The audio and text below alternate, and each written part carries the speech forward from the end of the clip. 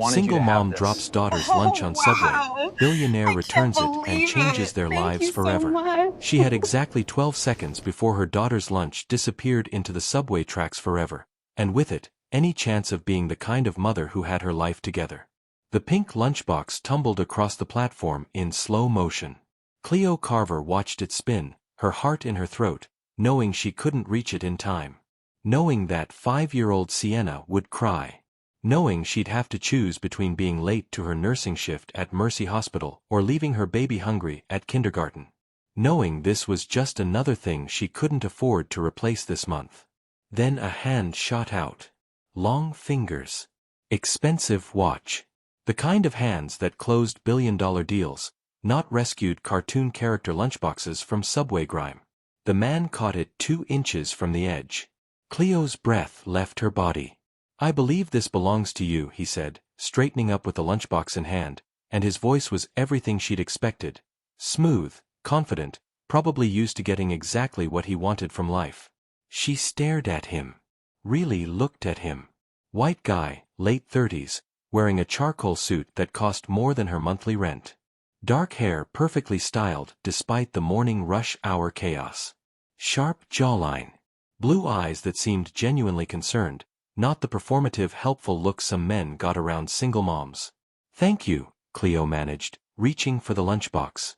Her fingers brushed his. Warm. Solid. She yanked her hand back like she'd touched fire. "Mama, he saved my lunch."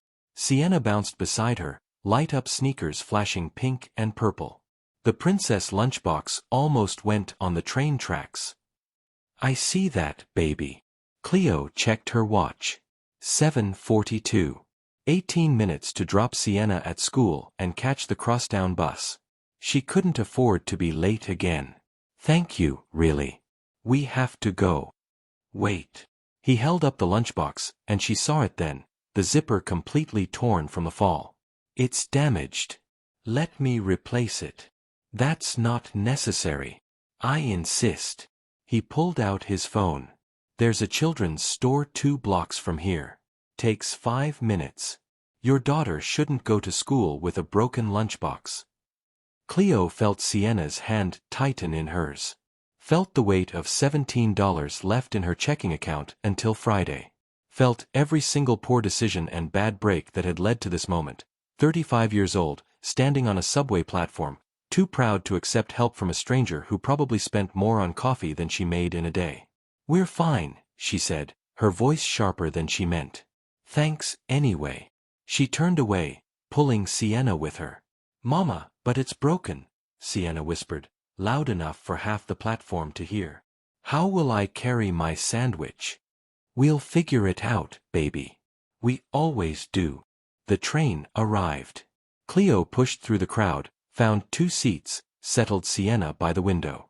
Her daughter pressed her face to the glass, watching the tunnel darkness fly past, and Cleo closed her eyes for just a second. 4 years. That's how long it had been since her ex-husband walked out. 4 years of double shifts and scraped-together rent payments and telling her baby that everything would be okay when Cleo wasn't sure she believed it herself. 4 years of being strong because she had no other choice. Her phone buzzed. Paloma's name lit up the screen. "Girl, tell me you're on your way," her best friend's voice came through. "Dr. Richardson is already asking about you." "I'm on the train. I'll be there." "You sound tired." "I'm always tired." "You're allowed to accept help sometimes, you know. It doesn't make you weak." Cleo glanced at Sienna, who was humming to herself, completely unaware of the broken lunchbox situation. "I know. Liar. See you in 20. The call ended. Cleo looked down at the damaged lunchbox in her lap. Pink fabric, cartoon princesses, zipper hanging by a thread. She could fix it. Probably. Maybe some duct tape. Or safety pins. "Mama." Sienna looked up at her with those big brown eyes that saw everything. "Why didn't we let the nice man buy me a new one?" Because accepting things from strangers with kind eyes and expensive watches led to expectations. Because Cleo had learned the hard way that nothing was ever really free. Because she'd built walls so high around her heart that even basic human kindness felt like a threat. Because we take care of ourselves, baby, she said instead. That's what strong women do. Sienna nodded, accepting this like she accepted everything else. Mama working double shifts, their tiny apartment, dollar store toys instead of the ones in commercials. At 5 years old, her daughter was already learning to expect less from life. Cleo hated that. The train pulled into their stop. She gathered their things, took Sienna's hand, stepped onto the platform. And there he was. The man from before. Standing by the exit. Holding a brand new lunchbox, purple this time, with unicorns, still in the store bag. How did you? Cleo started. I took a chance you'd get off here, he said simply. My driver's outside. I can give you both a ride to wherever you're going. You're clearly running late. Sienna gasped. Mama, unicorns. That's even better than princesses. Every instinct Cleo had screamed at her to say no. To walk past him. To protect herself and her daughter from whatever this was. Pity, charity, some wealthy guy's guilt trip good deed of the day. But she looked at Sienna's face. At the hope there. At the possibility of something good happening for once. And she made a choice that would change everything. Why? She asked him. Why are you doing this? He smiled then, and something in his blue eyes shifted. Vulnerability, loneliness, a kind of hurt she recognized because she saw it in her own mirror every morning. Because, he said quietly, I know what it's like to have everything fall apart on a subway platform. And I remember wishing someone had stopped to help. Before we continue with this incredible love story, if you're new here, hit that like button, subscribe, and drop a comment telling us where you're watching from. Are you team accept the help, or team stay independent? Let us know below. Now back to Cleo and this mysterious billionaire. His name was Thatcher Langford, and Cleo learned this in the back of a town car that smelled like leather and money. I really can't accept a ride from a stranger, she'd protested, even as Sienna clutched the new unicorn lunchbox like it was treasure. Then let's not be strangers. I'm Thatcher. He'd held out his hand, formal and oddly old-fashioned. I own a tech company downtown. Completely harmless. And your daughter's school is on my way to the office. How do you know where her school is? I don't. But there are only 3 elementary schools in this direction, and I'm guessing you wouldn't be this stressed about being late if it wasn't the one with the strict tardy policy. He'd paused. My sister teaches there. Ms. Langford. 2nd grade. Something about that detail, the sister, the specificity, the way he said it like he was trying to prove he wasn't a threat, made Cleo's defenses crack just a little. Cleo, she'd said finally, taking his hand. Cleo Carver. And this is Sienna. Nice to meet you, Sienna. I like your light-up shoes. They're magic, Sienna informed him seriously. Every time I jump, they make sparkles. Now they sat in luxury Cleo had only seen in movies. The driver navigated morning traffic while Sienna pressed every button she could reach, delighted when the window went down, the seat warmer turned on, a bottle of water appeared from a hidden compartment. I'm sorry, Cleo said. She's not usually this.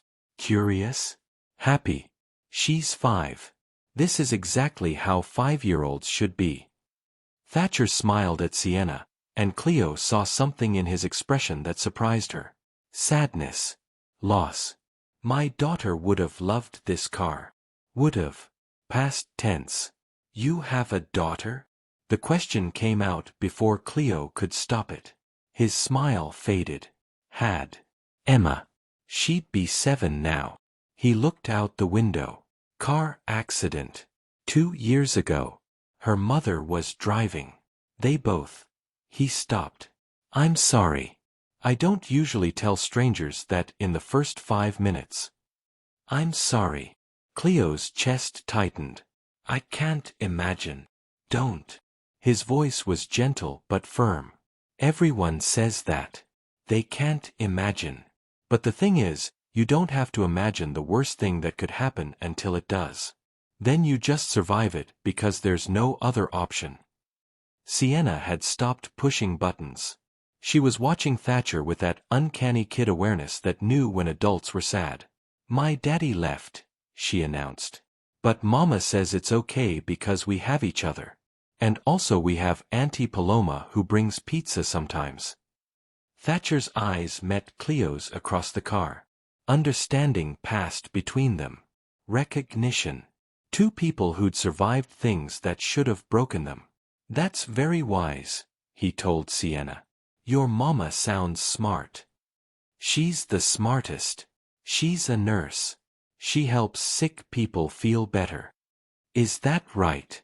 Thatcher looked at Cleo with new interest. What hospital?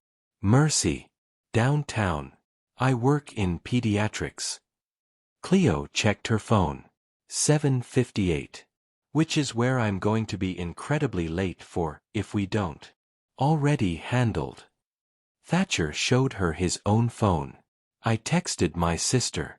She'll make sure Sienna gets to her classroom. And my driver will take you straight to Mercy after. You texted your sister about us? About a substitute teacher needing to escort a student whose mother had a work emergency. I didn't give your names. Privacy and all that. He smiled. Unless you'd prefer I call Dr. Richardson directly and explain? Cleo's eyes widened. How do you know I work for Dr. Richardson? Lucky guess. He's head of pediatrics, and you said that's your department. Also. Thatcher hesitated. I donate to Mercy. My daughter died there. The staff tried everything. Dr. Richardson was one of the doctors who stayed with me after. So if you need me to vouch for you being late, I can. The car pulled up to Sienna's school. Cleo saw other parents dropping off kids, the morning rush in full swing. She had maybe 10 minutes before her shift started. Thank you, she said, and meant it this time. For the lunchbox. The ride. Everything. Can I see you again? Thatcher asked suddenly. For coffee. Or lunch. Something that's not a crisis on a subway platform. Cleo's heart did something complicated in her chest. Why? Because you looked like you were about to cry when that lunchbox fell. And then you didn't. You just kept going. I admire that.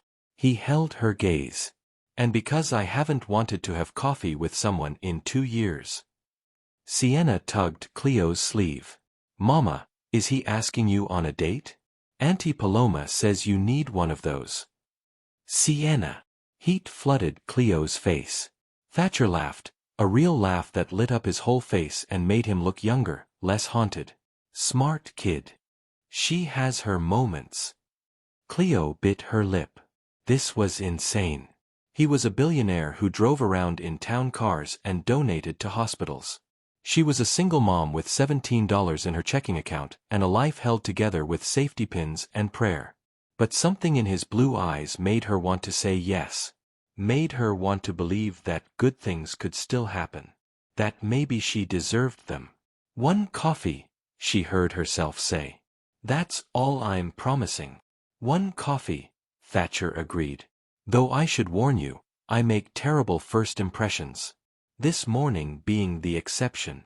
You caught my daughter's lunchbox before it hit the tracks. You're already doing better than my ex-husband. The words came out bitter, and Cleo wished she could take them back. But Thatcher just nodded. Low bar.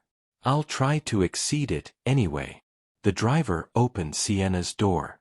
A woman who looked remarkably like Thatcher, same dark hair, same sharp features, but with warmer eyes, stood waiting on the curb. That's my sister, Alyssa, Thatcher said. She's expecting you. Cleo walked Sienna to the teacher, introduced herself quickly, kissed her daughter's forehead. Be good, baby. I'll pick you up at 3. Bye, Mama. Bye, Mr. Thatcher. Thank you for my unicorn lunchbox. As Cleo slid back into the car, she caught Thatcher watching Sienna disappear into the school building. The sadness was back on his face, raw and real. She's lucky to have you, he said quietly. Emma would have been 6 this month. Would have been starting kindergarten. Thatcher. I'm okay. Or I will be. Eventually. That's what everyone keeps telling me. He pulled out his phone, businesslike now, walls back up. Let me get your number. For that coffee. Cleo recited it, watching him save it under her name. Her full name. Not Subway Girl, or some cute contact nickname. Just Cleo Carver. Respectful. Real.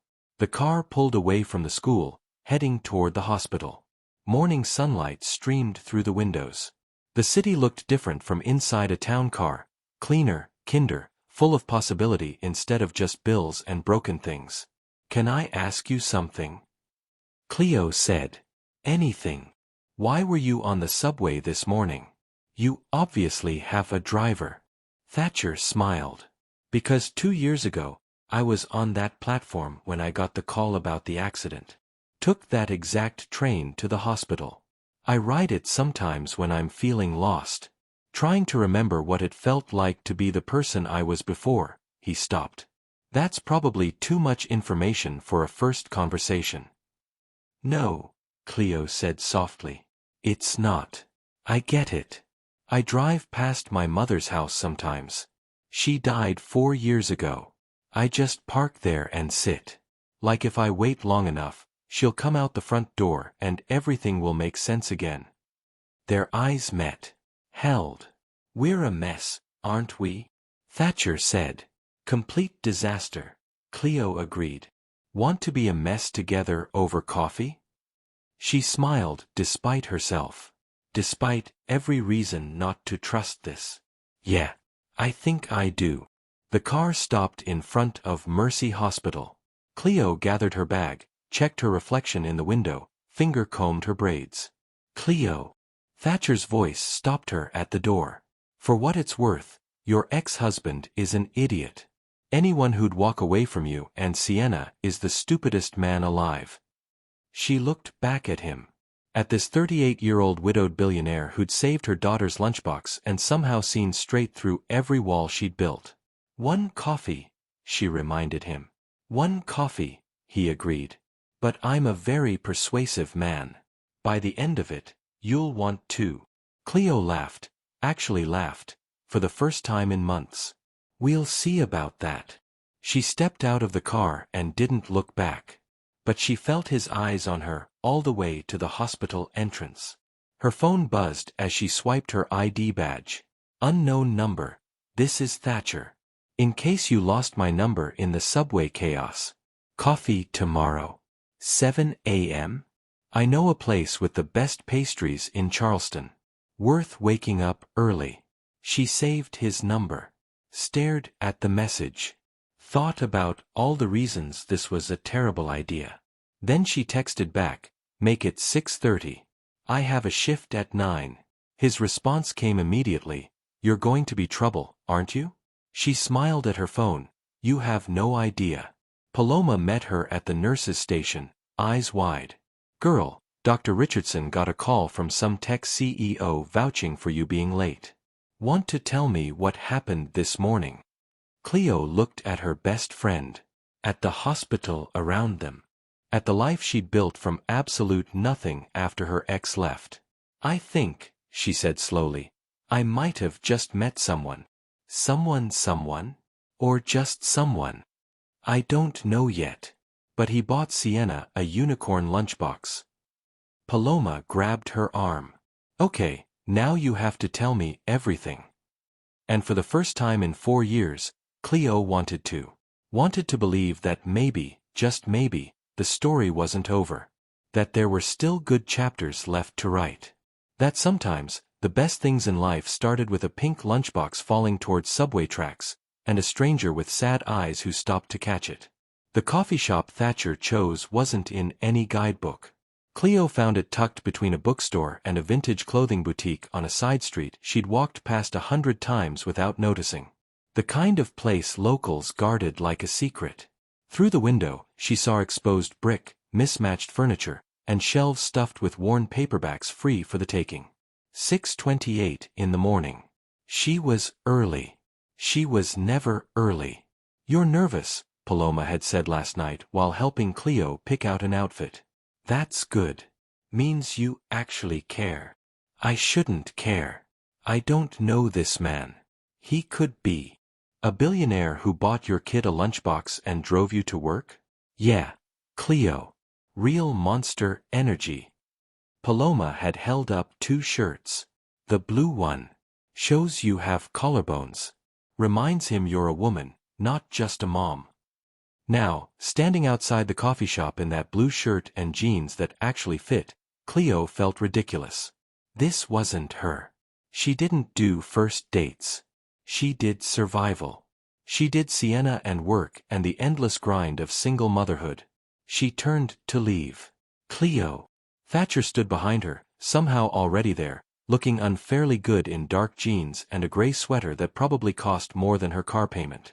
His hair was slightly messy. He held 2 cups of coffee. I got here 15 minutes ago, he admitted. Sat in my car like a teenager. Didn't want to seem too eager. He held out one of the cups. Caramel latte. I guessed. If I'm wrong, I'll drink them both and order you something else. She took the cup. Their fingers brushed. That same electric current from the car. How did you know what time I'd get here? You said 6:30. I assumed you'd be 10 minutes early because nurses are always punctual. It's a survival skill. He smiled. My mom was a nurse. Before she passed. She used to say if you're on time, you're late. Your mom was right. Cleo sipped the latte. Perfect temperature. Perfect sweetness. How did you? Lucky guess. You look like a caramel person. Sweet but not too sweet. Practical but with a little indulgence. He opened the coffee shop door. Shall we? Inside smelled like fresh bread and coffee beans and old books. A woman in her 60s stood behind the counter, gray locks pulled back, reading glasses on a chain around her neck. Thatcher Langford, she said without looking up from her newspaper. Bringing a date to my shop after 2 years of moping alone in the corner booth. About time. Miss Loretta, this is Cleo Carver. Cleo, this is the woman who kept me alive after. He stopped. After. Loretta looked up then. Studied Cleo with sharp brown eyes that missed nothing. Nurse. How did you? Shoes. Only nurses and servers wear sneakers that comfortable by choice. And you got that look. The one that says you've seen things and survived them. She nodded approvingly. He needs someone who's survived things. Lord knows that boy's been through enough. Loretta. Thatcher's voice held a warning. What? I'm old. I can say what I want. She waved them toward a booth by the window. Sit. I'll bring pastries. The good ones, not the ones I sell to tourists. They slid into opposite sides of the booth. Morning light fell across the table between them. Outside, Charleston was waking up. Delivery trucks, early joggers, the city stretching and yawning into another day. I should probably explain, Thatcher started. Loretta's place became my refuge after Emma died. I'd come here at 5 in the morning. Sit in that corner booth. Try to remember how to be a person. He traced the rim of his coffee cup. She never asked questions. Just brought coffee and let me exist. Sounds like a good friend. The best. She knew my daughter. Emma used to come here every Saturday. Hot chocolate with extra marshmallows. Loretta would let her draw with sidewalk chalk on the patio out back. His voice went rough. After the accident, I couldn't come here for 6 months. Too many memories. When I finally did, Loretta took one look at me and said, "About time you stopped hiding. Emma wouldn't want you to stop living." Cleo's throat tightened. "I'm sorry. I can't imagine." "Don't." He held up a hand. "Everyone says that. And they're right, they can't imagine. But you can. You've lost someone too. Your mother. How did you? You told me. In the car. That you drive past her house sometimes. Thatcher leaned forward. That's why I wanted to have coffee with you. Not because I feel sorry for you. Not because I'm trying to rescue some struggling single mom. But because when you talked about your mother, I recognized that look. The one that says you're still trying to figure out how to breathe around the absence. Loretta arrived with a plate of pastries, croissants, danishes, something that looked like banana bread but smelled like heaven. Eat, she commanded. Both of you are too thin. Grief and stress will do that. But at some point, you gotta remember that living means actually living. She walked away before either could respond. Cleo picked up a croissant, pulled off a flaky piece. Your friend isn't subtle. She's the least subtle person I know. It's refreshing. Thatcher watched her eat. Tell me about your mother. Why? Because I told you about Emma. Fair's fair. Cleo considered this. Considered him. This man who'd caught her daughter's lunchbox and somehow caught her too, in ways she didn't quite understand yet. Her name was Diane, she heard herself say. She died 4 years ago. Heart attack. She was 56. I was 31, new mother, trying to keep my marriage together. She laughed bitterly. Turns out I failed at that last part. My ex left a year after Ma died. Said he didn't sign up for a wife who was too depressed to be fun anymore. He left you while you were grieving your mother? And dealing with a 1-year-old who wasn't sleeping. And working double shifts because his startup failed and we had bills. Cleo met Thatcher's eyes. So yeah, I know about survival. About waking up every day and choosing to keep going even when you don't want to. About putting on a brave face for your kid because they don't deserve to carry your broken pieces. Thatcher was quiet for a long moment. Then, I go to the cemetery every Sunday. Emma's grave. I bring flowers. Talk to her.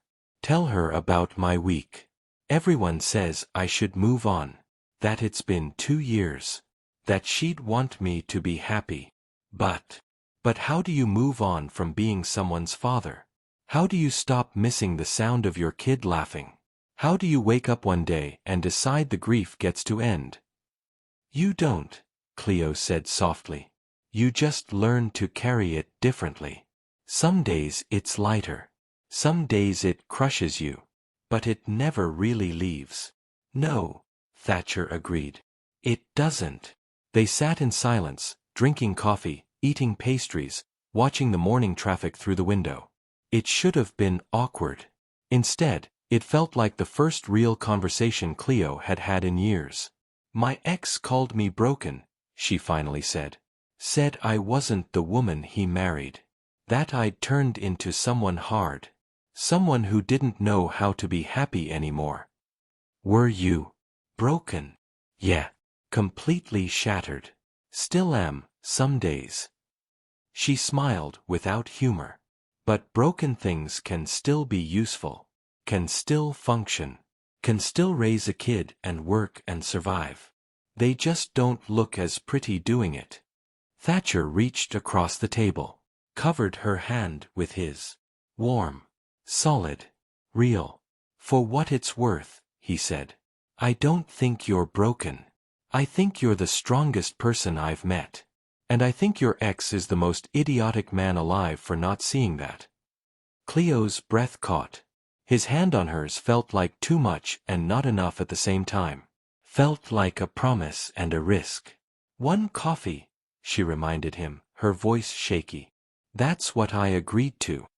One coffee, Thatcher repeated. But the morning's still young.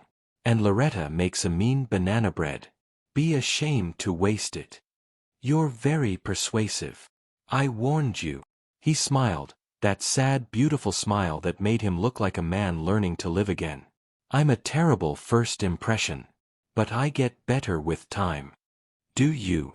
Stick around and find out. Cleo should have said no. Should have finished her coffee and walked away. Gone back to her safe, predictable life of work and Sienna and not taking risks. But instead, she turned her hand over under his. Laced their fingers together. Tell me about Langford Tech, she said. If we're doing this, whatever this is, I should probably know what a billionaire actually does all day.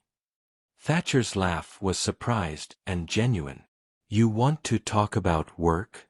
Most people want to know about the money, the cars, the houses. I'm not most people. No, he agreed, squeezing her hand. You're really not. And so they talked. About his company, software development, artificial intelligence, contracts with hospitals to improve patient care systems. About her job, pediatric nursing, the kids she helped, the parents she supported through the worst days of their lives. About Sienna's obsession with unicorns and whether kindergartners should have homework and the best parks in Charleston. They talked until Cleo's phone alarm went off. 8:15. 45 minutes until her shift. I have to go, she said reluctantly. I know. Thatcher stood, helped her with her jacket like they were in some old movie. Can I see you again? Actual dinner this time. Somewhere nice. Let me take you on a real date. Cleo hesitated. This was moving fast. Too fast. She had Sienna to think about. A life carefully constructed to require nothing from anyone. But God, it felt good to be seen. To be wanted. To sit across from someone who understood grief and still chose to keep living. One condition, she said. Name it. Nothing expensive. Nowhere fancy. Somewhere I can wear jeans and not feel like I don't belong. Thatcher's expression softened. You'd belong anywhere, Cleo. But yes. Casual. Tomorrow night. I need to arrange a babysitter. Bring Sienna. Cleo blinked. What? Bring her. I'd like to get to know your daughter. If that's okay with you. If it's not, I understand. But I'm not trying to date just you. I'm trying to know the whole picture. And she's a huge part of that picture. Something in Cleo's chest cracked open. 4 years of dating advice from Paloma had been about keeping Sienna separate. About protecting her daughter from men who might leave. About never letting anyone get close enough to hurt them both. But Thatcher wasn't asking to meet Sienna despite her being a mom. He was asking because she was a mom. Okay, she whispered. Yeah, we can do that. Good. He walked her to the door. Outside, Charleston had fully awakened. I'll text you. We'll figure out details. Thatcher. Cleo looked up at him. Why me? Really? You could have anyone. Date someone from your world. Someone without baggage and complications and a 5-year-old. He cupped her face gently. His thumb traced her cheekbone. Because when I caught that lunchbox, I saw your face. Saw how hard you were fighting to hold everything together. Saw how much you loved your daughter in that single terrified second. And I thought, that's someone worth knowing. That's someone who understands that love means showing up even when it's hard. He kissed her forehead. Quick. Chaste. Devastating. Then he stepped back. Go. Be brilliant at work. Save lives. I'll text you. Cleo walked to her car in a daze. Her phone buzzed before she even started the engine. Thatcher, thank you for the coffee. Best morning I've had in 2 years. She texted back, same. Then, this is crazy, right? We barely know each other. His response came fast, completely insane. Want to be crazy together? Cleo bit her lip. Looked at her reflection in the rearview mirror. Saw a 35-year-old woman who'd survived the worst and was maybe, possibly, ready to believe in good things again. She typed, yeah, I think I do. And as she drove to work, she didn't think about bills or broken lunchboxes or the weight of single motherhood. She thought about blue eyes and banana bread and the way Thatcher had looked at her like she was someone worth catching too. The restaurant Thatcher chose was perfect in ways Cleo didn't expect. Not fancy. Not trying to impress. Just a family-owned Italian place called Mama Rosa's with red checkered tablecloths and breadsticks in paper-lined baskets and a real grandmother running the kitchen who came out to pinch cheeks and declare everyone too skinny. This is my favorite place, Sienna announced within 5 minutes of sitting down, clutching her new crayons and kids' menu. Better than pizza. Better than McDonald's. Better than everything. Thatcher grinned at Cleo across the table. High praise. She's easy to please, Cleo said. Give her carbs and cartoon characters and she's happy. Aren't we all? He leaned forward, watching Sienna color a picture of a horse. My daughter loved this place too. Emma would order spaghetti and get sauce everywhere. In her hair, on her clothes, somehow on the ceiling once. Rosa would just laugh and bring more napkins. Cleo's heart squeezed. 2 weeks into knowing him, she'd learned that Thatcher talked about Emma easily now. Not to be sad, but to keep her alive. To make sure the world remembered a little girl who loved hot chocolate and sidewalk chalk and getting spaghetti sauce in her hair. Mama, can I have the chicken fingers? Sienna asked, not looking up from her coloring. May I have? Cleo corrected automatically. And yes, baby. May I have chicken fingers, please? Sienna said to Thatcher, like he was the one who needed to grant permission. He nodded seriously. I think that's an excellent choice. I'm having them too. Really? Sienna's eyes went wide. But you're a grown-up. Grown-ups can have chicken fingers. It's one of the perks of being an adult. You can eat whatever you want. Mama says I can't have ice cream for breakfast. Your mama is wise. I said you can eat whatever you want, not that you should. He winked at Cleo. There's a difference. Sienna considered this. Do you have kids? The table went quiet. Cleo's hand moved instinctively toward Thatcher's, then stopped, unsure if comfort was wanted or welcome. I did, Thatcher said gently. I had a daughter named Emma. She'd be 7 now.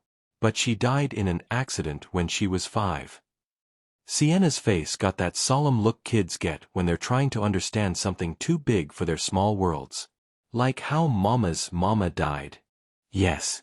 Like that. Mama gets sad sometimes. Really sad. She cries in the bathroom when she thinks I'm sleeping. Sienna, Cleo whispered, mortified. But Thatcher just nodded. I do that too. Cry when no one's looking. It's okay to be sad about people we miss. Do you miss Emma? Every single day. I miss Grandma Diane. She used to make me cookies shaped like stars. Sienna went back to coloring. Mama says Grandma is watching from heaven. Is Emma there too? I hope so. I hope they're friends up there. Making star cookies and getting spaghetti sauce everywhere. Sienna giggled. Then, with the casual acceptance only children possess, she returned to her coloring like they'd been discussing the weather. Cleo's eyes burned. She excused herself to the bathroom, locked herself in a stall, pressed her hands to her face. This was too much. Too fast. Too real. She'd been on exactly 3 dates since her divorce. All disasters. Men who wanted to sleep with a single mom but not actually deal with the reality of a kid. Men who saw Sienna as a complication. Men who made it clear that Cleo came with baggage they weren't interested in carrying. But Thatcher sat at that table talking to her 5-year-old about death and grief like it was the most natural thing in the world. Like Sienna's questions weren't an inconvenience but an honor. You okay? Cleo jumped. Paloma stood at the sink, applying lipstick, looking far too pleased with herself. What are you doing here? Cleo demanded. Having dinner with my man. What are you doing hiding in the bathroom? Paloma's eyes narrowed. Is the billionaire being creepy? Because I will walk out there and... No. God, no. Cleo's voice cracked. He's perfect, Paloma. He's so perfect it terrifies me. Perfect how? He talks to Sienna like she's a person. He mentioned his dead daughter at dinner with my 5-year-old and made it okay somehow. He ordered chicken fingers because that's what Sienna's having. She stopped. He's going to break my heart. Why? Because men like him don't stay. Men like him realize that a struggling nurse with a kid and student loans and a dead mother is too much work. They realize they could have someone easier. Someone who doesn't come with so much baggage. Paloma grabbed Cleo's shoulders. Listen to me. That man drove across town to buy your kid a lunchbox. He drinks coffee at 6:30 in the morning just to see you before work. He brings you to his favorite restaurant and talks about his daughter without flinching. That's not a man who's going to run. You don't know that. Neither do you. But you'll never find out if you keep hiding in bathrooms. Paloma steered her toward the mirror. Fix your face. Go back out there. Let yourself be happy for 5 minutes. You've earned it. Cleo looked at her reflection. 35 years old. Tired. Scared. But maybe, possibly, ready to try. She went back to the table. Thatcher and Sienna were deep in conversation about unicorns. Whether they were real. What they ate. If their horns were magic or just pretty. Mama! Sienna called when she saw her. Thatcher says unicorns definitely existed, but they're just really good at hiding. Does he? Cleo slid into her seat. Thatcher's eyes met hers. Concerned. Searching. You okay? Yeah, I am. And surprising herself, she meant it. Their food arrived. Chicken fingers and fries for Sienna and Thatcher. Chicken parmesan for Cleo. Bread that was warm and soft and tasted like comfort. They ate. They talked. Thatcher told stories about Emma that made Sienna laugh. Cleo told stories about her mother that made Thatcher smile. Sienna colored and ate and chattered between bites, completely comfortable with this man she'd only known 2 weeks. She likes you, Cleo said quietly while Sienna was occupied with choosing a dessert from the kids' menu. I like her. She's exactly how I imagine Emma would have been at 5. Curious. Fearless. Completely herself. That doesn't make you sad? It makes me grateful. That I get to know another little girl who's exactly herself. That maybe some small part of being Emma's dad prepared me to appreciate how special Sienna is. Cleo's hand found his across the table. Squeezed. Mama, Thatcher said we can get gelato after dinner. Sienna announced. Real Italian gelato. Can we? It's a school night, baby. Please? I'll brush my teeth extra good. And I won't ask for stories. I'll go straight to bed. Cleo looked at Thatcher. He shrugged. I promised gelato. But I defer to Mom's authority. It was the mom that did it. Not her. Not Cleo.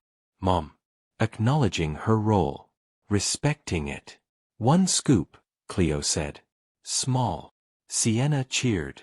An hour later, they stood outside the restaurant.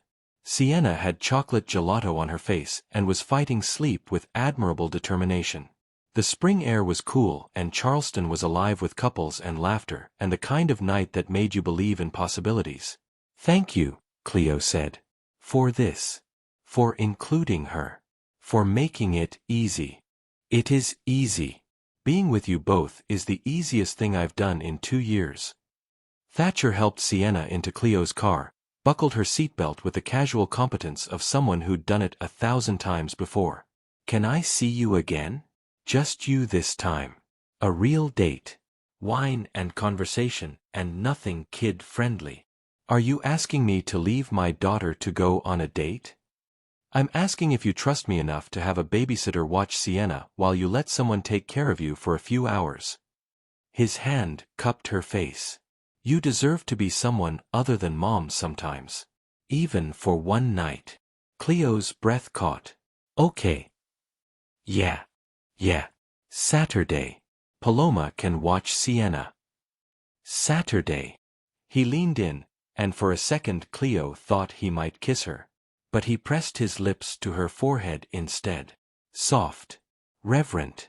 I'll pick you up at 7. He stepped back. Cleo got in her car, started the engine. In the rearview mirror, She watched him stand on the sidewalk, hands in his pockets, watching them drive away. "Mama." Sienna's sleepy voice came from the back seat. "Is Thatcher going to be my new daddy?" Cleo's heart stopped. "Baby, it's not. We're not. It's complicated. But he's nice. And he talks to me like I'm real. Not like I'm a kid who's annoying." "You're not annoying. Uncle James said I was. Last year, at Christmas. He said kids should be seen and not heard." Uncle James was Cleo's ex-husband's brother. She'd cut contact after the divorce. "Well, Uncle James is wrong. And Thatcher is." She stopped. "I don't know what he is yet.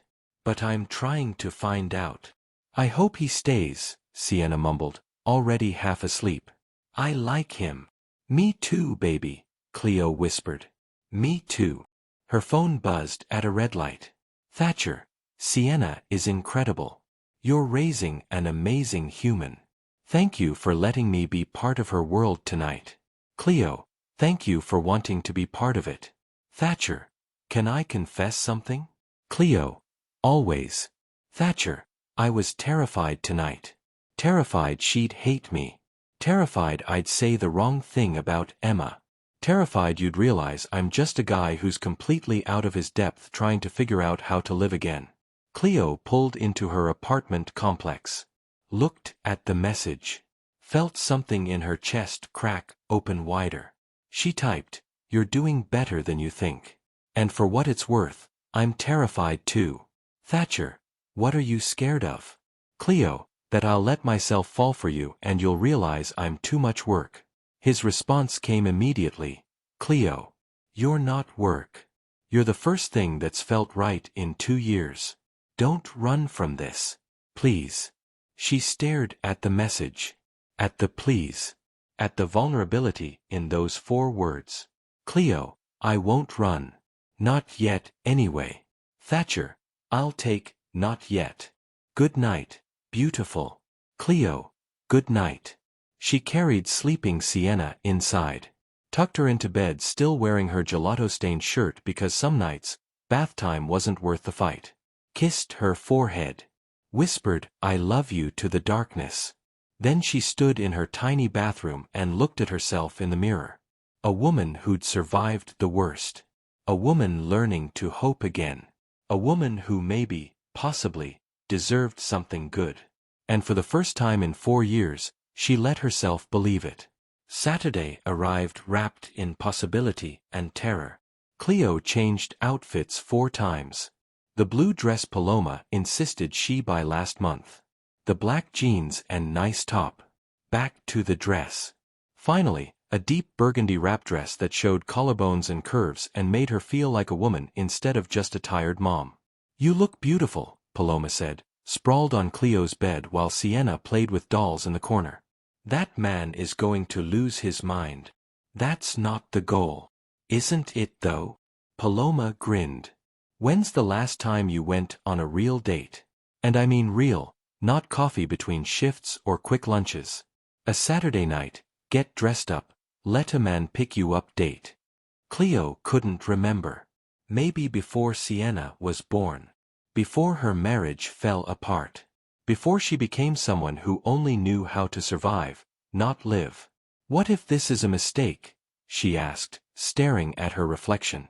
"What if I'm reading this all wrong and he's just being nice? What if?" "Girl, stop. That man texted you good morning every day this week. Sent flowers to your work on Wednesday. Asked permission to take you to his favorite place in Charleston tonight. He's not just being nice. He's falling for you." The flowers had been roses. Deep red.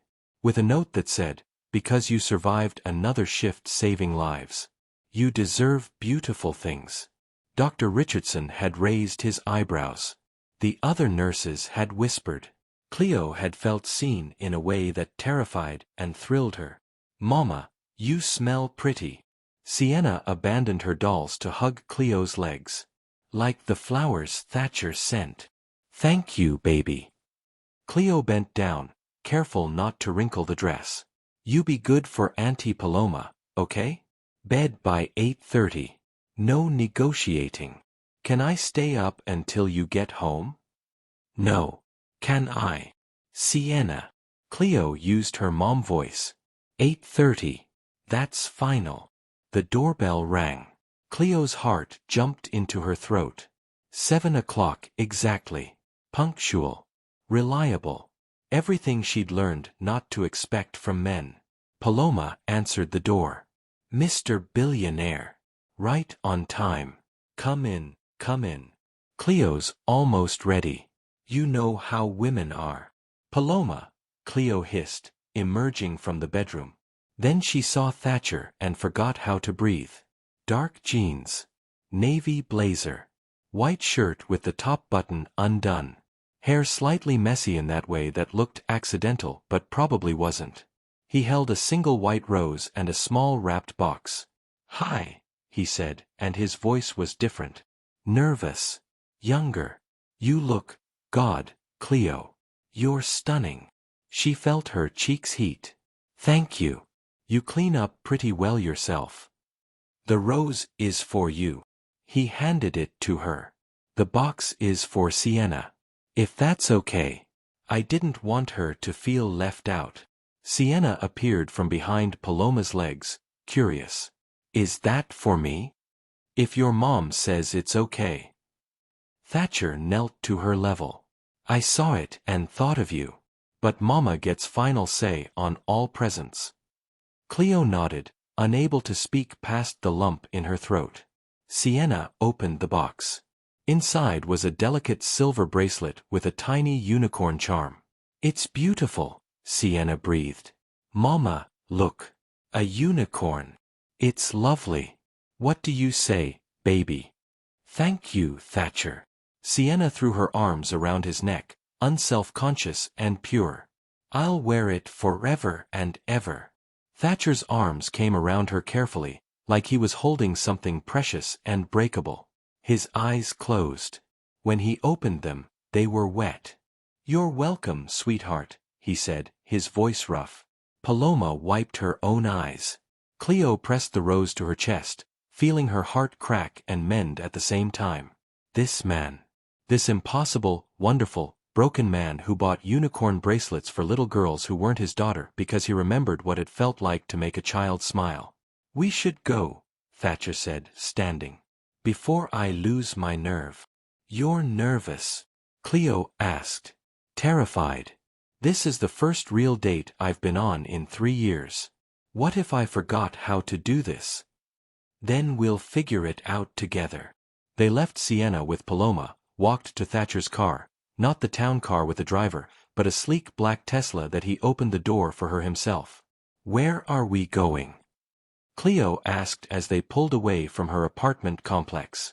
Somewhere I haven't taken anyone since, he paused. Somewhere special. That's all I'm saying. They drove through Charleston as sunset painted the sky orange and pink. Past historic homes and cobblestone streets. Past tourists and locals and the city Cleo had lived in her whole life but was seeing differently now. Thatcher's hand found hers on the console. Their fingers laced together. Natural. Right. Can I tell you something? He said quietly. Anything. I almost canceled tonight. 3 times. Convinced myself this was too fast. That I wasn't ready. That I'd screw it up and hurt you and lose the first good thing to happen to me in years. Why didn't you? Because hiding is easier than living. And I'm tired of easy. I'm tired of safe. I'm tired of being the guy who goes to cemeteries every Sunday and coffee shops at dawn because those are the only places that don't hurt. Cleo squeezed his hand. What changed? You did. You and Sienna. You reminded me that beautiful things still exist. That love doesn't end just because someone dies. That maybe I'm allowed to want something for myself again. The car stopped. Cleo looked up. They were at the waterfront. Charleston Harbor spread before them, boats bobbing in the marina, the sunset reflecting off the water in liquid gold. A small yacht was docked at the pier, lights strung along its rails, a table set for 2 on the deck. Thatcher, she breathed. What is this? Our date. I rented the boat for the evening. There's a chef on board who's making dinner. We'll sail around the harbor. Watch the stars. Talk. Or not talk. Whatever you want. He looked at her nervously. Too much. I can take you somewhere else. A restaurant. Something normal. I just thought. Cleo kissed him, pulled him toward her across the console, and pressed her lips to his. Tasted surprise and desire and 2 years of grief finally giving way to something like hope. He made a sound low in his throat. His hand came up to cup her face. The kiss deepened. Urgent. Desperate. 2 people drowning finally finding air. When they broke apart, both breathing hard, Thatcher pressed his forehead to hers. I've wanted to do that since the subway platform, he admitted. What took you so long? Wanted to do it right. Wanted you to know this isn't just, that I'm not. He pulled back to look at her. I'm falling for you, Cleo. Hard and fast and completely. And it scares the hell out of me. Good, she said, her voice shaking. Because I'm falling too. And I don't know how to do this. How to trust this. How to believe that something this good won't disappear. It won't. I won't. He kissed her again, softer this time. I'm not your ex. I'm not going to run when things get hard. I'm in this. All the way. If you'll have me. One condition, Cleo said. Anything. No more hiding. Not from me. If you're scared, tell me. If you're grieving, tell me. If you need space, tell me. But don't pretend to be okay when you're not. I've had enough of men who lie about what they're feeling. Deal. Same goes for you. No more crying in bathrooms alone. No more pretending you don't need help. We're in this together, or not at all. Together, Cleo agreed. They got out of the car. Walked hand in hand to the yacht. The chef greeted them warmly, showed them to their table, explained the menu. Fresh seafood, local vegetables, wine from a Napa vineyard Thatcher apparently owned a share in. You own part of a vineyard? Cleo asked as the yacht pulled away from the dock. It was an investment. Turns out wine is profitable. He shrugged. I'd trade all of it to have Emma back. The money doesn't mean anything without people to share it with. Is that why you're sharing it with me? Because you're lonely. I'm sharing it with you because you make me feel alive again. Because your daughter's laugh reminds me that joy still exists. Because when I'm with you, I remember who I was before grief hollowed me out. He reached across the table. And yes, because I'm lonely. Because being a widowed billionaire sounds glamorous until you realize you're just a guy eating takeout alone every night and talking to ghosts. Cleo's eyes burned. I eat boxed mac and cheese standing over the sink after Sienna goes to bed. I'm lonely too. Different kind of lonely, maybe. But still alone. Not tonight, Thatcher said. Tonight we're alone together. They ate slowly. Talked about everything and nothing. He told her about building Langford Tech from nothing, about late nights coding and early morning meetings, and the moment he realized he'd made his first million and had no one to celebrate with because his father was dead and his wife had just told him she was pregnant and terrified. She told him about nursing school, about holding her mother's hand in the ICU, about the moment she knew her marriage was over and feeling relieved and guilty in equal measure. The yacht drifted through Charleston harbor. City lights sparkled on the water. Stars emerged in the darkening sky. Somewhere, a band played jazz. Life continued, messy and beautiful and full of second chances. Dance with me, Thatcher said suddenly. There's no music. There's always music. He pulled out his phone, found a song, something slow and old and romantic. Held out his hand. Cleo took it. They swayed on the deck of a yacht neither of them could believe they were on. Her head on his chest. His arms around her waist. 2 broken people choosing to be whole together. Thank you, she whispered against his shirt. For what? For catching the lunchbox. For seeing me. For making me believe in this. Thank you for letting me. For trusting me with Sienna. For being patient while I remember how to be human. They kissed again under the stars. Deeper this time. Hands tangling in hair. Hearts racing. The rest of the world falling away until there was only this. Two people choosing love despite every reason not to. When the yacht returned to dock hours later, Cleo felt different. Lighter. Like she'd left some weight out on the water and sailed back without it. Thatcher drove her home, walked her to her door, kissed her good night like a gentleman from another era. I'm falling in love with you, he said against her lips. Just so you know. In case it wasn't obvious. It was obvious, Cleo said, smiling through tears. I'm falling too. Good.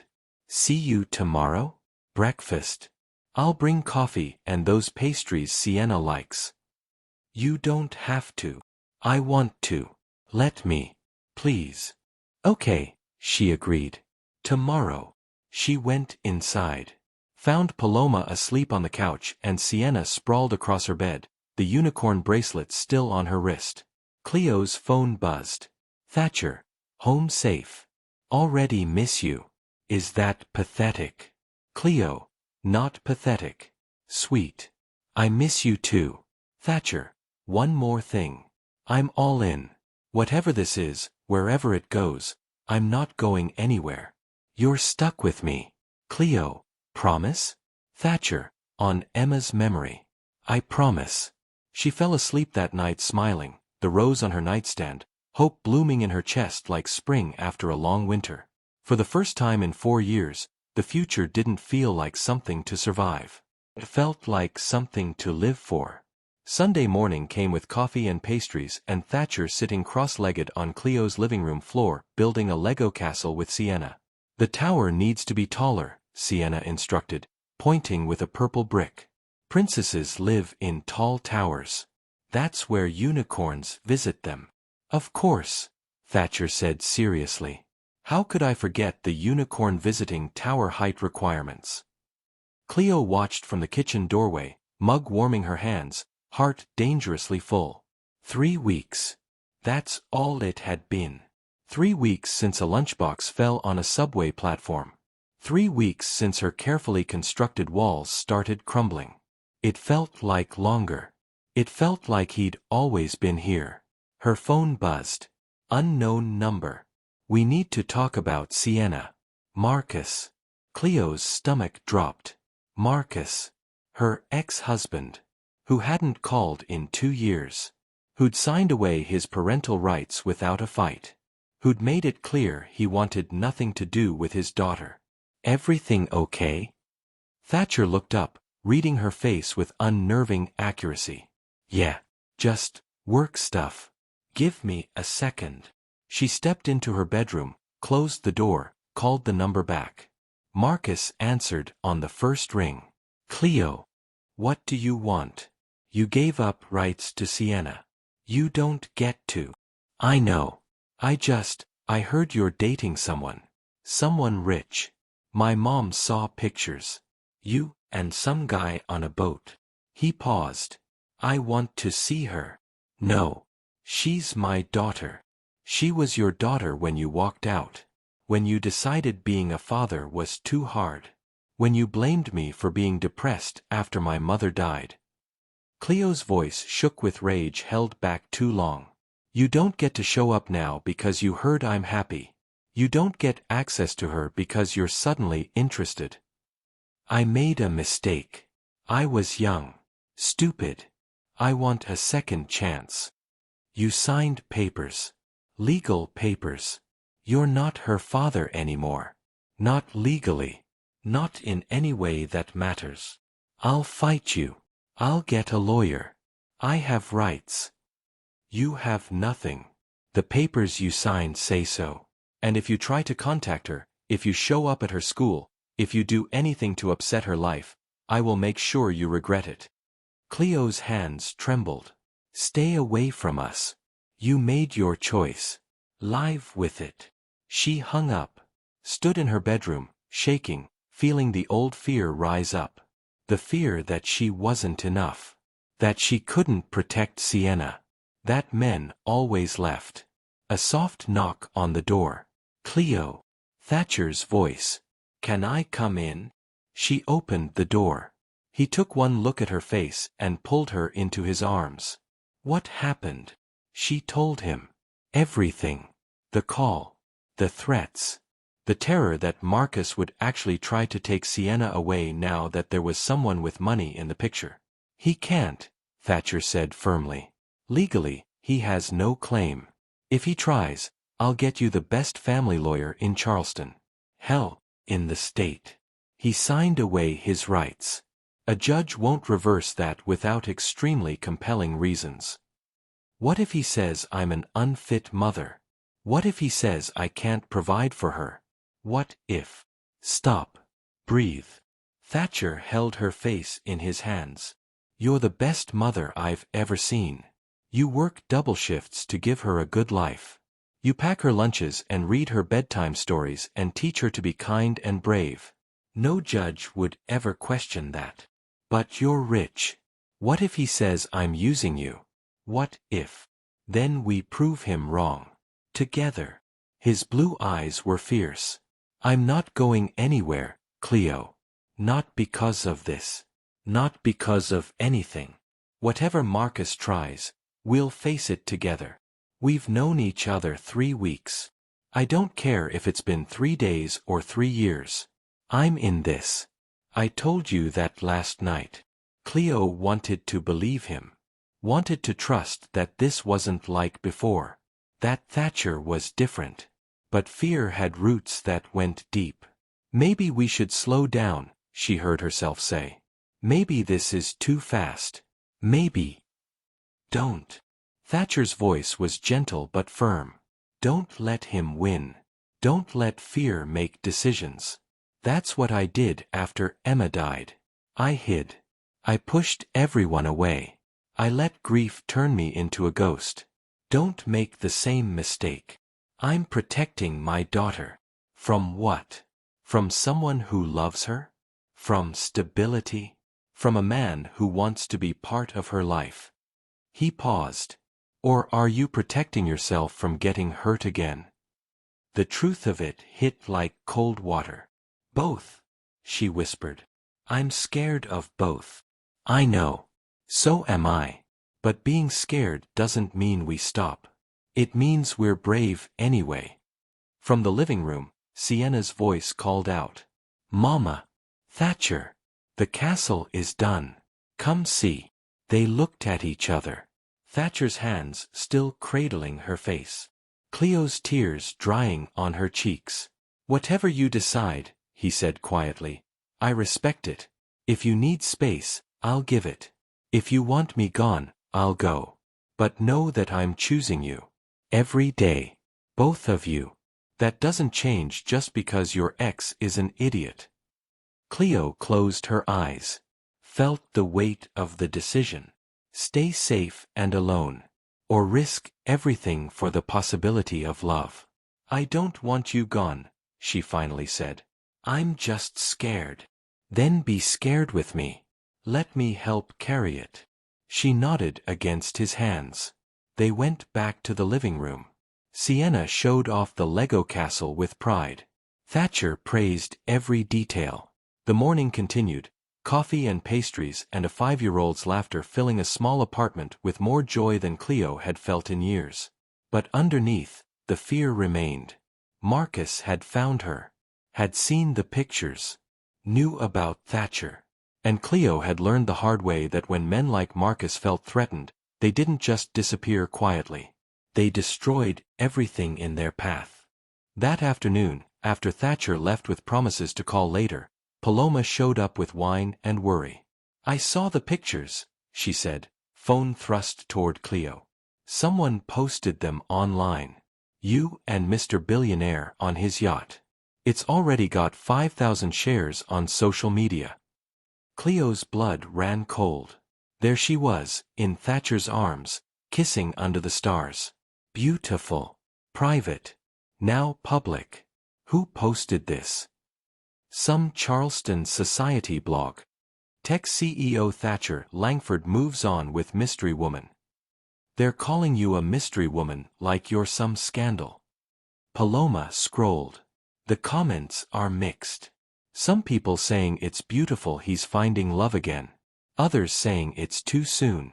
That he's dishonoring Emma's memory. Cleo felt sick. He's going to see this. Probably already has. Rich people monitor their press. Paloma squeezed her hand. Is this why Marcus called? His mom saw pictures. Told him I'm dating someone with money. And now he wants back in. Classic. Paloma's voice dripped with disgust. What did Thatcher say? That we'll fight it together. That he's not going anywhere. Do you believe him? Cleo looked at her best friend. At the woman who'd held her through the worst nights after her mother died. Who'd brought pizza and wine and tissues when Marcus left. Who'd been there for every breakdown and every victory. I want to, she said honestly. But I'm terrified. What if this ruins everything? What if the publicity makes Marcus fight harder? What if Thatcher realizes I'm too much drama? Then he's not the man you think he is. But Cleo? That man sat on your floor building Legos with your kid this morning. That man sent you flowers at work. That man rented a yacht because he wanted one perfect night with you. That's not a man who runs at the first sign of trouble. People said my marriage would last too. Your marriage was to a man-child who couldn't handle reality. Thatcher's been through the worst thing a person can face. He's not going to break because your ex is an idiot. Cleo wanted to believe that. Wanted to trust it. Her phone rang. Thatcher's name lit up the screen. I saw the pictures, he said immediately. Are you okay? Are you? They're saying you're moving on too fast. That you're dishonoring. I don't care what strangers on the internet think. I care what you think. Are you okay with this being public? Cleo's throat tightened. I'm worried it'll make Marcus worse. That he'll use this against me somehow. Let him try. I meant what I said this morning. We face this together. He paused. Unless the publicity is too much. Unless you want to step back. I'll understand if. No. I don't want to step back. I'm not used to this. Any of this. The money, the attention, the pictures online. Neither was I, once. My wife, Emma's mother, she hated the attention. Hated being photographed. It put strain on us. His voice was careful. If you need privacy, we can figure that out. We can be more careful. I don't want to hide. I just want to protect Sienna. Then we protect her. No pictures of her. We keep her completely out of the press. She's a kid. She deserves privacy. He sounded firm. I'll call my PR team. Make it clear that anyone photographing or mentioning Sienna will face legal action. You'd do that. Cleo, I'd do anything to protect you both. That's what love means. Love. He'd said it casually, like it was a given. Like they were already there. Maybe they were. Thank you, she whispered. Always. Now, about dinner tonight. Thatcher, maybe we should. No. Don't pull away. Don't let fear make decisions. Dinner. 7 o'clock. My place this time. I'll cook. Or try to cook. Fair warning, my skills are limited to pasta and ordering takeout. Despite everything, Cleo smiled. Pasta sounds perfect. Bring Sienna. I want her there. I want both of you to see where I live. To feel comfortable in my space. Your space is probably a mansion. It's a house. A big, empty house that hasn't felt like a home in 2 years. But maybe with you both there, it could start to. Cleo's chest ached. You're making this very hard to resist. Good. Stop resisting. Let me in. All the way. I'm not Marcus. I'm not your ex. I'm just a guy who caught a lunchbox and fell for the woman who owned it. Okay, she said, decision made. 7 o'clock. We'll be there. Thank you for trusting me. After they hung up, Paloma raised her wine glass. To being brave. To trusting. To letting good men prove they're different. Cleo clinked her water glass against it. To being terrified and doing it anyway. But as the afternoon faded into evening, as she packed an overnight bag for Sienna just in case, as she tried on 3 different outfits before settling on jeans and a soft sweater, the fear whispered. Marcus knew where she was. Knew about Thatcher. Knew there was money involved now. And men like Marcus never gave up something they thought they could take. The storm was coming. Cleo could feel it in her bones. She just hoped that when it hit, Thatcher would still be standing beside her. Or if she'd end up alone again, picking up the pieces of another broken dream. Thatcher's house wasn't a house. It was an estate. Cleo pulled her 10-year-old Honda into a circular driveway that could fit 20 cars. Stared up at a modern architectural masterpiece, glass and steel and clean lines that probably graced magazine covers. Gardens that looked professionally maintained. A fountain that belonged in a museum. Mama, is this a castle? Sienna's eyes were huge in the rearview mirror. It's Thatcher's home, baby. It's so big. Does he live here, all by himself? The answer to that hurt more than it should. Yeah, baby. He does. The front door opened before Cleo could knock. Thatcher stood there in jeans and a t-shirt, barefoot, hair messy, looking more human than he had any right to in a house that cost more than Cleo would make in 10 lifetimes. You found it, he said, smiling. Then he saw her face. Too much. It's impressive. It's empty. He knelt to Sienna's level. Hey, sweetheart. Want to see something cool? There's a room upstairs that used to be Emma's. It has a reading nook and a window seat and more stuffed animals than any one person needs. Want to explore while your mama and I finish dinner? Sienna looked at Cleo for permission. Go ahead, baby. Stay where Thatcher can see you. Sienna took off like a shot, light-up sneakers flashing through the massive foyer. Thatcher straightened, watching Cleo carefully. You're upset. I'm overwhelmed. There's a difference. Is there? He didn't touch her, sensing she needed space. This house was my wife's dream. She designed it. We moved in 2 months before the accident. I've thought about selling it every day since. But it's the last place Emma lived. How do you sell that? Cleo's anger deflated. I'm sorry. I'm not mad at you. I'm mad at myself. For what?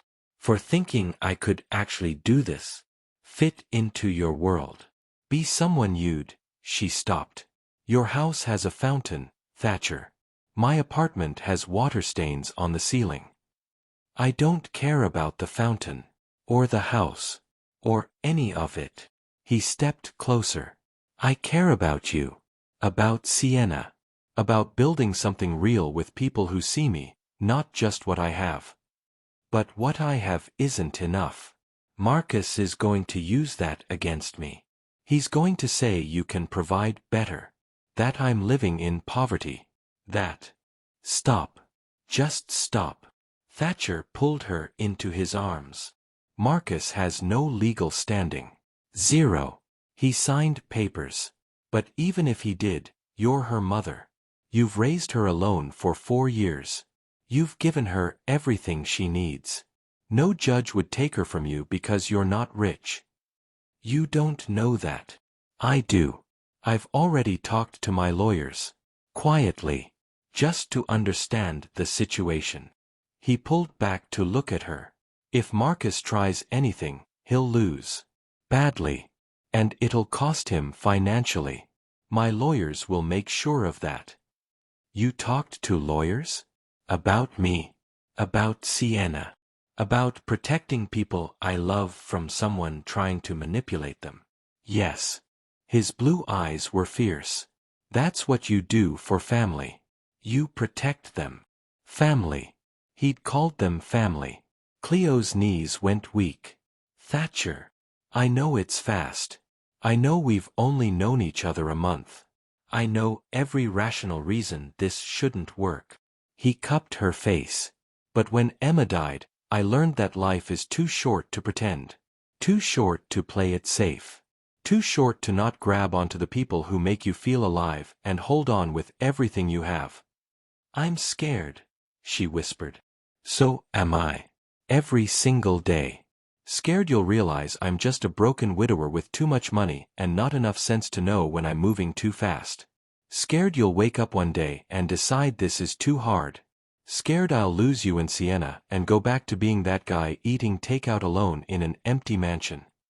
You really are alone here? Completely. 8 bedrooms. 7 bathrooms. A pool I never use. A game room Emma never got to play in. A kitchen designed for family dinners I never have. He laughed bitterly. It's a monument to everything I lost. But with you here, it feels different. It feels like maybe it could be something other than a museum. From upstairs, Siena's voice drifted down. Mama, come see Emma's room. It's magical. Thatcher's expression cracked. I haven't been in there since the accident. Couldn't face it. But if Siena wants to see it, if she wants to play with Emma's things, that would make me happy. Emma would have loved her. They'd have been friends. Cleo took his hand. Show us. They climbed the stairs together. The house was as beautiful inside as outside. High ceilings, original art, furniture that looked uncomfortable but probably cost a fortune. But underneath the luxury, Cleo saw the loneliness. The untouched spaces. The life frozen in time. Emma's room was at the end of the hall. The door was closed. I had the cleaners maintain it, Thatcher said quietly. But I haven't opened this door in 2 years. We don't have to. Yes, we do. He turned the handle. The room was every little girl's dream. Pale pink walls. A canopy bed with gauzy curtains. Shelves overflowing with books and stuffed animals. A window seat with cushions overlooking the garden. Photos of Emma everywhere, gap-toothed smile, dark curls, eyes exactly like her father's. Siena stood in the middle of it all, holding a stuffed unicorn, tears in her eyes. Mama, Emma had unicorns too, she said softly. Lots of them. Thatcher made a sound low in his throat. Cleo squeezed his hand. Do you like it, baby? Cleo asked. It's the prettiest room I ever saw. Siena looked at Thatcher. Is it okay if I play here? I'll be really careful. I won't break anything. You can play wherever you want, Thatcher managed. Emma would want someone to enjoy her things. Siena sat on the floor with the unicorn, quiet and reverent, like she understood the weight of the room she was in. Thatcher stepped into the hallway. Cleo followed. Found him leaning against the wall, eyes closed, breathing hard. You okay? I don't know. Seeing her in there. Hearing laughter in that room again. His voice broke. It's everything I wanted and everything that hurts. Cleo wrapped her arms around him. Let him hold her. Let him remember and grieve and survive another impossible moment. Thank you, he finally said. For bringing her here. For letting me have this. Thank you for sharing her with us. They stood like that for a long time. 2 people learning that healing wasn't linear. That love and grief could coexist. That moving forward didn't mean forgetting. Dinner was simple. Pasta with marinara, garlic bread, salad from a bag. They ate in the massive dining room that was designed for 20 but held 3. Siena chattered about Emma's room, about the unicorns, about how maybe Emma was watching from heaven and was happy someone was playing with her toys. Thatcher cried silently through dessert. Cleo held his hand under the table. Siena, with that uncanny kid wisdom, crawled into his lap and hugged him. It's okay to be sad, she told him. Mama says missing people means you loved them. Your mama is very wise. Thatcher whispered into her hair. After Sienna fell asleep on the couch, exhausted from exploration and too much ice cream, Thatcher carried her to a guest room, tucked her in carefully, left the door cracked. "Stay," he said to Cleo in the hallway. "Both of you. The night. I don't want you driving home this late. And he paused. "I don't want to be alone tonight. Thatcher. Not like that. I just mean, having you here. Having life in this house. It helps." Cleo looked at this man who'd lost everything and was somehow brave enough to try again. Who'd opened his daughter's room after 2 years because Sienna wanted to see it. Who was standing in a mansion that should have been full of family, completely alone except for them. "Okay," she said. "We'll stay." Relief flooded his face. "Thank you." He showed her to another guest room, this one with a king bed and an attached bathroom bigger than Cleo's entire bedroom at home. "I'm across the hall," Thatcher said. "If you need anything. If Sienna wakes up. If you just want company." "Good night, Thatcher." "Good night, Cleo." He hesitated at the door. "I'm falling deeper every day. Just so you know. In case it wasn't obvious." "It was obvious," she said, smiling through sudden tears. "I'm falling too." He left. Cleo got ready for bed in a bathroom with heated floors and a shower that probably had more water pressure than her entire apartment building. Changed into the sleep shirt she'd packed. Checked on Sienna, who was sprawled across the guest bed like she owned it. At midnight, unable to sleep, Cleo went downstairs for water. Found Thatcher sitting in the dark kitchen, laptop open, staring at something on the screen. "Can't sleep either?" she asked. He jumped, slammed the laptop shut. "You scared me." "What were you looking at?" "Nothing. Just work stuff." But his face was wrong. Guilty. Scared. "Thatcher. What was it?" He opened the laptop again. Turned it to face her. An email. From a lawyer. With an attachment. Marcus Carver versus Cleo Carver. Petition for custody modification. Cleo's world tilted. "He filed," Thatcher said quietly. "This afternoon. My lawyers got notice an hour ago. He's claiming you're an unfit mother. That you're using your relationship with me to provide financially for Sienna. That he's changed and wants to be in her life. That." He stopped. "There's more. Allegations. Lies. Things designed to make you look bad." Cleo couldn't breathe. "What kind of allegations?" "That you leave her alone while working double shifts. That you can't provide adequate housing. That you're mentally unstable due to unresolved grief. That you're rushing into a relationship with a wealthy man for financial security." His jaw clenched. "It's all bullshit. Provable bullshit. But it's still filed. Which means we have to respond. He's really doing this. He's really trying to take her. He won't win. He can't win. But it'll be a fight." Thatcher took her hands. "I'm here. My lawyers are here. We'll bury him in paperwork and evidence and proof that you're the best mother Sienna could ask for. But Cleo, it's going to get ugly." "How ugly?" "They'll investigate your life. Your finances. Your relationships. They'll talk to your neighbors, your co-workers, Sienna's teachers. They'll look for any evidence that you're not providing adequate care." He paused. "And they'll investigate me. Our relationship. Whether I'm a good influence. Whether this is all moving too fast." Cleo pulled her hands away. Wrapped her arms around herself. "This is my fault. If I'd never met you. If I'd just stayed in my lane. Don't. This is Marcus being a manipulative asshole. This is him trying to control you. It has nothing to do with what you deserve or don't deserve. But it's happening because of you. Because of your money. It's happening because he's threatened. Because you're finally happy and he can't stand it." Thatcher stood. "We can fight this. We will fight this. But I need to know, are you with me?" Because if you want out, if this is too much, I'll understand. I'll help you anyway. I'll pay for your lawyers. I'll make sure he loses. But I'll step back if that's what you need. Cleo looked at him. At this man who'd caught a lunchbox and somehow caught her whole heart in the process.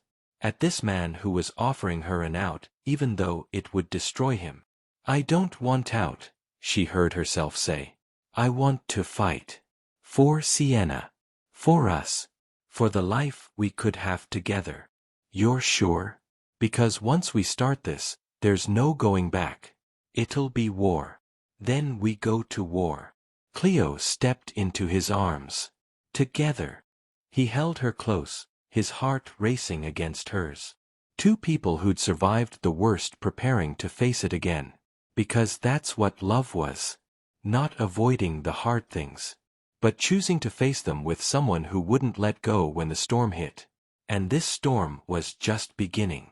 The next 2 weeks were a nightmare wrapped in legal jargon. Depositions. Interviews. Social workers showing up at Cleo's apartment unannounced to inspect living conditions. Questions about her work schedule. Her mental health. Her relationship with Thatcher. Whether Sienna was being exposed to inappropriate adult situations. They asked me if you and Mr. Langford sleep in the same bed, Sienna said one night after a particularly invasive interview with a child psychologist. I said no because you don't. But they asked it like it was bad if you did. Cleo's hands shook as she brushed Sienna's hair. Baby, all these questions, they're just to make sure you're safe and happy. That's all. But I am safe and happy. I told them that. I told them you're the best mama in the world. Sienna's lip trembled. Why doesn't that matter? Because the system was broken. Because Marcus had money now, apparently his startup had finally succeeded, and he could afford lawyers who knew how to twist the truth. Because Cleo was a single black woman dating a white billionaire, and there were people who saw that as something suspicious instead of beautiful. It does matter, baby. I promise. This will all be over soon. But Cleo wasn't sure she believed it anymore. Thatcher had been her rock through everything, attending every meeting his schedule allowed, paying for Cleo's legal team, using his connections to get the best family lawyer in South Carolina. But the strain was showing. They hadn't had a real date in 2 weeks. Hadn't kissed in longer. Everything was lawyers and strategy sessions and evidence gathering. The romance had been buried under the reality of fighting for Sienna. We need to talk, Thatcher said Friday night after another brutal deposition. They sat in his study. Dark wood, expensive books, the kind of room designed for important conversations. Cleo's stomach dropped. That sounds ominous. My lawyers are concerned about something. He pulled up an email on his tablet. Marcus's team is arguing that our relationship is moving too fast. That I'm an untested influence on Sienna. That you're making poor decisions by allowing a man you barely know into your daughter's life. We've known each other 2 months. Which legally speaking, is not long. Especially since I've been present for doctor appointments, school events, daily life. He paused. They're painting you as reckless. As someone who prioritizes her relationship over her child's well-being. That's not true. You're not. We're not. I know. But perception matters in court. Thatcher's jaw clenched. My lawyers think we should create some distance. Publicly. Make it look like we're slowing down. Like you're putting Sienna first. By pretending we're not together? By being more careful. Not seeing each other as often. Not having me at Sienna's school or doctor's appointments. He looked miserable. It's temporary. Just until the hearing. Just to remove ammunition from Marcus's case. Cleo felt something crack in her chest. So we hide. We pretend. We let him control our lives. We make a strategic choice to protect what matters most. Which is you keeping your daughter. And what about us? What about this? She gestured between them. Do we just pause our entire relationship because Marcus filed some paperwork? No. We're careful. We see each other privately. We don't give them photo opportunities or evidence that we're moving too fast. It already is too fast, Thatcher. We both know that. 2 months and I'm sleeping over at your house. 2 months and you're meeting with her teachers. 2 months and you're... She stopped. You're in love with her. With both of us. I can see it. Marcus can see it. The lawyers can see it. Is that a bad thing? It is if it costs me my daughter. The words hung between them like poison. Thatcher stood. Walked to the window. Charleston spread out below, all lights and life and people living without lawyers picking apart every choice. What do you want me to do? He asked quietly. I'll do anything. Step back completely if that's what you need. Pretend we never met. Whatever gives you the best chance of winning. I don't know what I want anymore. I want Marcus to disappear. I want the lawsuit to vanish. I want to wake up and have this all be a nightmare. But it's not. He turned to face her. This is real. The lawsuit is real. The investigation is real. And we have to make real choices about how to handle it. Cleo stood. Her legs felt unsteady. I need space. To think. To figure out what I'm doing. Cleo. Please. Just give me a few days. Let me talk to my lawyers. Let me breathe without feeling like every choice I make is being judged by strangers. Pain flashed across his face. Is this you pushing me away? Because you're scared. Maybe. I don't know. Does it matter? Yes. It matters. Because if you're leaving because you don't want this, fine. I'll survive. But if you're leaving because you're afraid, that's different. That's letting Marcus win. He's already winning. Cleo's voice broke. He filed papers and suddenly my entire life is under investigation. He abandoned his daughter and somehow I'm the one being questioned. He gets to waltz back in with money and lawyers and I'm supposed to just, what? Fight back while maintaining a perfect relationship with you? Prove I'm a good mom while falling in love? I can't do both, Thatcher. I can't. You shouldn't have to. This is... He ran his hands through his hair. This is exactly what I was afraid of. That being with me would make your life harder instead of better. It's not your fault. Isn't it? If you'd never met me, Marcus wouldn't have ammunition. You'd just be a single mom living her life. No investigations. No lawyers arguing about your relationship choices. I also wouldn't have known what it felt like to be loved this way. To be seen. To have someone who makes me believe in good things again. Tears streamed down Cleo's face. So maybe it's worth it. Or maybe I'm just selfish. I don't know anymore. Thatcher crossed the room in 3 strides. Cupped her face. You are the least selfish person I know. You've put Sienna first every single day of her life. Including now. Including this. Then why does it feel like I'm failing her? Because the system is designed to make mothers feel like they're never enough. Because men like Marcus know exactly how to exploit that. His thumbs wiped away her tears. But you're not failing. You're fighting. That's what good mothers do. Cleo closed her eyes. Leaned into his touch. Memorized the feel of his hands on her face because some part of her knew this might be the last time for a while. I need to focus on the case, she finally said. Just the case. Not us. Not the future. Just getting through the hearing and keeping my daughter. I understand. Do you? No. It's killing me. But I understand why you have to do it. He kissed her forehead. Gentle. Final. Take whatever time you need. I'll be here when you're ready. And if I'm never ready? If this destroys us before we really started? Then we'll know we fought for something real. That counts for something. Cleo pulled away. Gathered her things. Stood at the door of his study. This room where important decisions happened, and looked back at the man she was walking away from.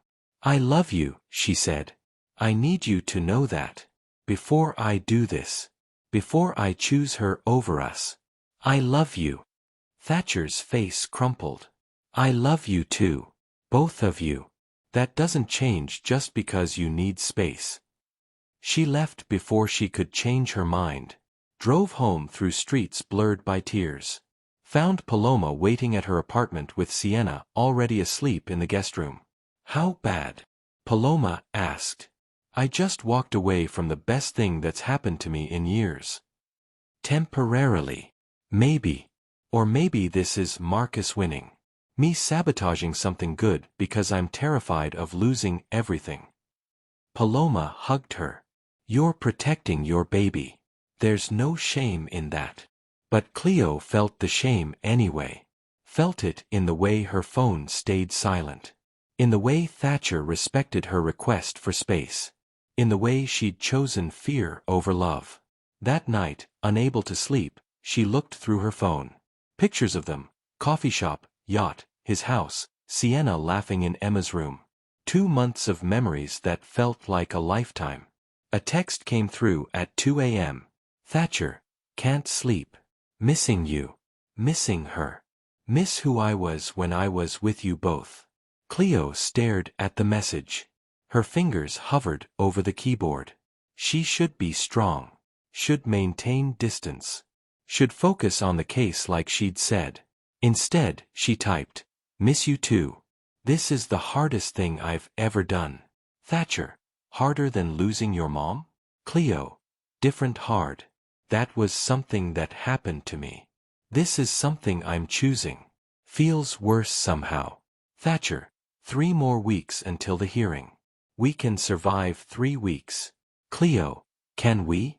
Thatcher, we have to. Because the alternative is letting him win. And I refuse to give up on us without a fight. Cleo, what if the fight destroys us anyway? Thatcher, then at least we fought. But Cleo, I don't think it will. I think we're stronger than this. I think what we have is worth protecting. Even if protecting it means staying apart for a while. Cleo, I hope you're right. Thatcher, me too. Now try to sleep. Tomorrow is another day of depositions and evidence and proving you're the incredible mother I already know you are. Cleo, good night. Thatcher. Thatcher, good night, my love. The "my love" undid her. She cried into her pillow, quiet so Sienna wouldn't hear, and wondered how doing the right thing could feel so much like breaking. Morning came anyway. And with it, another day of fighting. Another day of being strong when she wanted to collapse. Another day of proving she deserved to keep her daughter. And another day of missing the man who'd made her believe in happy endings, right before life reminded her those didn't exist for people like her. Thank you so much for watching. If you're new here, don't forget to like this video, subscribe to our channel, and drop a comment below telling us where you're watching from. Are you Team Cleo or Team Thatcher? Do you think they'll make it through this custody battle together? Let us know your thoughts. The story continues in part 2. Will Cleo and Thatcher's love survive Marcus's legal attack? Will she keep custody of Sienna? Find out what happens next. Click the link in the description or look for part 2 in our playlist. See you in the next part. 2 hearts.